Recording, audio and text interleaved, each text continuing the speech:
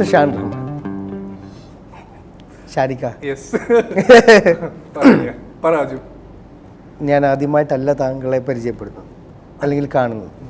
നമ്മൾ ഇതിനു മുമ്പ് പല പ്രാവശ്യം ഇങ്ങനെ ഇൻ്റർവ്യൂവിൽ ഇരുന്നിട്ടുണ്ട്.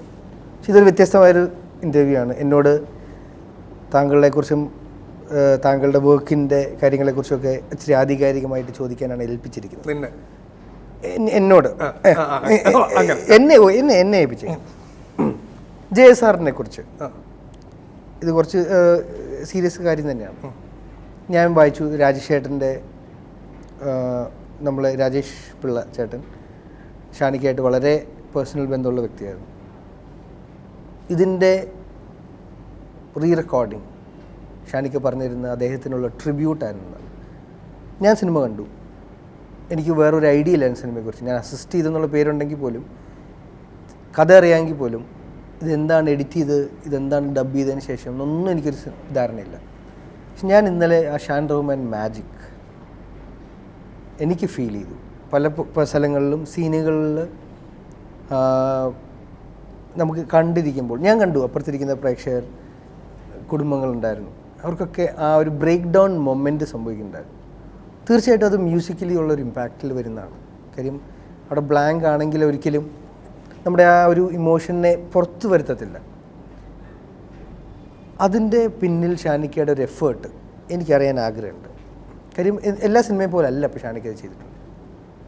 എനിക്ക് തോന്നുന്നു വിനീതിൻ്റെ കൂടെയുള്ള എല്ലാ സിനിമകളും പോലെ തന്നെ തുടക്കം തൊട്ട് നമ്മൾ ഈ കഥയിൽ ഇൻവോൾവ് ആണ്. ആദ്യത്തെ ക്യാരക്ടേഴ്സ് ഉണ്ടാകുന്നിടം തൊട്ട് നമ്മളിതിൽ ഇൻവോൾവ് ആണ്, അജുനറിയാം. അപ്പം നമുക്ക് നാച്ചുറലി എല്ലാ ക്യാരക്ടേഴ്സിനോടും തോന്നുന്ന ഒരു അടുപ്പമുണ്ട്. പിന്നെ പ്രത്യേകിച്ച് ഇതൊരു റിയൽ ലൈഫ് ഇൻസിഡൻ്റ് ആണ്, അവനെയും നമുക്കറിയാം, ഗ്രെഗറി.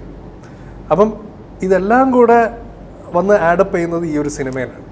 അപ്പം വെറുതെ ഇപ്പോൾ ഒരു ഡയറക്ടർ നമ്മുടെ മുമ്പിൽ വന്നിരുന്നിട്ട് ഓക്കെ ഇതാണ് കഥ, ഇതാണ് ക്യാരക്ടർ, ഇതാണ് നായിക, നായകൻ ഇവിടുന്ന് വരുന്നു, നായിക ഇവിടുന്ന് വരുന്നു, അവിടെ ഒരു പാട്ട്, അല്ലെങ്കിൽ അവിടെ അങ്ങനെ ഒരു സ്കോർ, അങ്ങനെയല്ല. ഇതിപ്പം വിനീത് ഫസ്റ്റ് ടൈം തന്നെ എന്നോട് വന്ന് പറഞ്ഞു, നിനക്ക് ഞാൻ പടം കാണിച്ചു തരില്ല. ഞാൻ അവൻ്റെ കയ്യും കാലും പിടിച്ചിട്ടുണ്ട്, അല്ലെ ഏതെങ്കിലും ഒരു സീൻ, ഏതെങ്കിലും ഒരു ഷോട്ട്, അറ്റ്ലീസ്റ്റ് മൊബൈലിൽ എടുത്തതെങ്കിലും എന്തെങ്കിലും ഉണ്ടെങ്കിൽ നീ ഒന്ന് കാണിച്ചാൽ. കാരണം അവൻ്റെ ഫോണിലുള്ള ഈ ഫോട്ടോസ് മാത്രമേ ഞാൻ കാണുന്നു. ഞാൻ ഇൻറ്ററപ്റ്റ് ചെയ്യാണ്, കാര്യം കാണുന്നില്ല എന്ന് പറയുന്നതിന് ഇമ്പോർട്ടൻസ് ഉണ്ട്. കാണിക്കുന്നില്ല എന്ന് പറഞ്ഞപ്പോൾ മലർവാടിയിൽ സെറ്റിൽ ഷാനിക്കുണ്ട്, തട്ടത്തിൻ്റെ സെറ്റിൽ ഷാനിക്കുണ്ട്, സെൽഫിയുടെ വന്നു. ഇതൊക്കെ നേരത്തെ റീ റെക്കോർഡിങ് പ്ലാൻ ചെയ്ത സീനുകൾ നിങ്ങൾ ചെയ്തിട്ടുള്ളവരാണ്, തിര ഉൾപ്പെടെ. ഇതപ്പോൾ നേരത്തെ ഒന്നും പ്ലാൻഡ് അല്ല. ഒന്നും പ്ലാൻഡ് അല്ല മീൻസ് പ്ലാൻ ചെയ്യാൻ സമ്മതിച്ചില്ല അവൻ.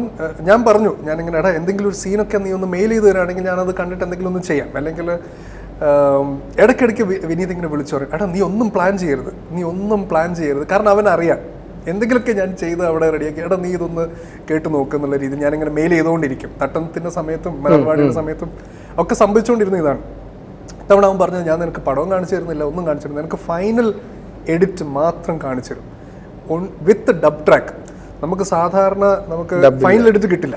ഒരു ഫസ്റ്റ് എഡിറ്റ് എന്ന് പറഞ്ഞൊരു സംഭവം വരും, അത് പൈലറ്റ് ട്രാക്കാണ്, ഡയലോഗ് നമുക്ക് മനസ്സിലാവില്ല, നമ്മൾ ഊഹിച്ചെടുക്കണം ഇതെന്താ സംഭവം എന്നുള്ളത്. കാരണം ജനറേറ്ററിൻ്റെ ശബ്ദം, വണ്ടിയുടെ ശബ്ദം കംപ്ലീറ്റ് ഉണ്ടാവും. ഇത് ഒരു പടം എന്നുള്ള രീതിയിലാണ് നമ്മുടെ കയ്യിൽ കിട്ടുന്നത്, ഫൈനൽ എഡിറ്റ് വിത്ത് ഡബ് ട്രാക്ക്. അത് കാണുന്നതിൻ്റെ സുഖം തന്നെ വേറൊന്നാണ്. നമുക്ക് ഡയലോഗ് മനസ്സിലാവുന്നുണ്ട്, നമുക്ക് ഫീലിങ്സ് മനസ്സിലാവുന്നുണ്ട്. അതുകൊണ്ട് തന്നെ ആയിരിക്കാം 30 ദിവസം ആണ് ഞാൻ വിനീതിനോട് ചോദിച്ചത് ഇതിൻ്റെ ബാക്ക്ഗ്രൗണ്ട് സ്കോർ ചെയ്ത് ഫസ്റ്റ് റീൽ തൊട്ട് 7th റീൽ ടെയിൽ എൻഡ് വരെ എനിക്ക് 30 ദിവസം വേണമെന്ന് പറഞ്ഞിട്ട് അത് 8 ദിവസം ഫ്ലാറ്റ് തീർക്കാൻ ഉണ്ടായ ഒരു 8 ദിവസം കൊണ്ട് ബാക്ക്ഗ്രൗണ്ട് സ്കോർ തീർത്തു ജേക്കബിൻ്റെ സ്വർഗരാജ്യം. അതിൻ്റെ ഏറ്റവും വലിയൊരു ഘടകം എന്ന് പറയുന്നത് ഇതാണ്, നമുക്ക് കിട്ടിയ ഒരു മെറ്റീരിയൽ, അത് മെറ്റീരിയലായിരുന്നു, അത് ജീവിതമാണ്. നമുക്കെപ്പോഴും പ്രത്യേകിച്ച് നമുക്ക് പരിചയമുള്ള ഒരാളുടെ ജീവിതം, നമ്മൾ നേരിട്ട് കണ്ടതാണ് ഗ്രെഗറിയുടെ ലൈഫും ആ ലൈഫിൽ വന്ന മാറ്റങ്ങൾ. അതിലോട്ട് ഞാൻ ചോദിക്കാം, അപ്പോഴേ അവർക്ക് ക്ലിയർ ആവുള്ളൂ. അതെ, ഇതിൽ നമ്മൾ ഈ സിനിമ ക്യാരി ചെയ്തേക്കുന്നത് ഒരു സിനിമയല്ല, നമ്മൾ സിനിമയായിട്ടല്ല അതെടുത്തേക്കുന്നത്. അതെ, നമ്മളവിടെ ഫാമിലി സ്റ്റോറി എന്ന് പോലും പറയുന്നില്ല, ലൈഫ് ഓഫ് നമ്മുടെ ഒരു സുഹൃത്ത്. ഷാനിക്കയും വിനീതും വഴിയാണ് ഞാൻ ഗ്രെഗിനെ പരിചയപ്പെടുന്നത് 6 വർഷം മുമ്പ്. മലർവാടി കഴിഞ്ഞ് നമ്മൾ ആദ്യമായി ദുബായി പോയപ്പം ഗ്രെഗും മുത്തും ഒക്കെ വെച്ച് നമ്മൾ പരിചയപ്പെടുന്നു, നമ്മൾ കഴിക്കാൻ പോകുന്നത്. പക്ഷേ എനിക്ക് തോന്നുന്നു ഷാനിക്കയും വിനീതും എത്രയോ നോബിൾ ഉൾപ്പെടെ എത്രയോ വർഷമായിട്ടുള്ളൊരു ബന്ധമാണ് ഗ്രെഗായിട്ട്. Why the story of Greg's life? അല്ലെങ്കിൽ എന്തായിരുന്നു ആ എഡ്ജ്? എത്രയോ വ്യക്തികൾക്ക് ഇത് സംഭവിക്കുന്നു, പക്ഷേ എന്താണ് ഗ്രെഗ് നമ്മൾ പരിചയപ്പെട്ടവരിൽ നിന്നൊക്കെ മാറി നിൽക്കുന്നത്? അത് എനിക്ക് തോന്നുന്നത് എന്തൊരു സിറ്റുവേഷൻ ഉണ്ടെങ്കിലും ഗ്രെഗ് അതിനെ പോസിറ്റീവായിട്ട് മാത്രമേ സമീപിച്ചിട്ടുള്ളൂ എന്നുള്ളതാണ്.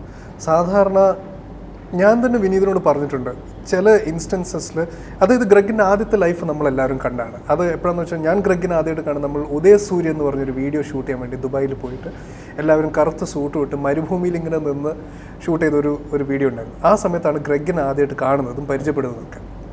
ആ സമയത്ത് വളരെ നല്ല രീതിയിൽ ദുബായിയുടെ സെൻട്രലിൽ ജീവിച്ചുകൊണ്ടിരുന്ന നല്ല ഒരു ഫാമിലി.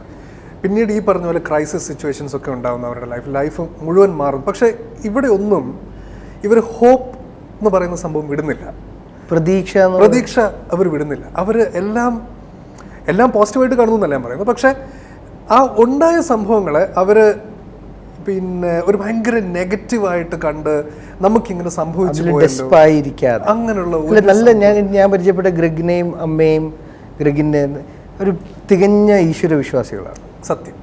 അപ്പൊ അതിൻ്റെതായ ഒരു ബ്ലെസ്സിങ് എന്താണെങ്കിലും ആ ഫാമിലിയിലുണ്ട്.